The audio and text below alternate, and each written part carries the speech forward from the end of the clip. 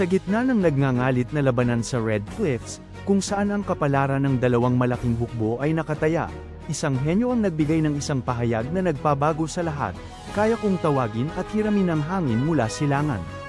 Isang imposibleng hula, hindi ba? Ang kapangyarihan ba niya ay lampas sa pag-unawa ng tao?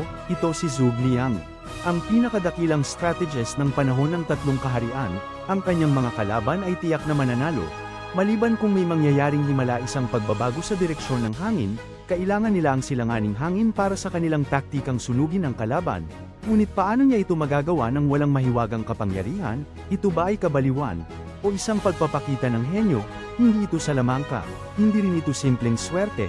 Ang likod ng paghiram ng hangin ay isang napakatalinong pag-unawa sa meteorolohiya, na pinagsama sa malalim na kaalaman sa psikolohiya ng tao. Si Zhuge Liang ay hindi lamang isang master ng diskarte sa digmaan, siya ay isang dalubhasa sa pagbabasa ng kalikasan at pagmamanipula ng kaisipan ng tao. Ang kanyang aksyon ay nagpapatunay na ang tunay na henyo ay nagmumula sa pag-iisip, hindi sa mahika. Ito ba ang pinakadakilang bluff sa kasaysayan, o isang maingat na pagkalkula ng panahon?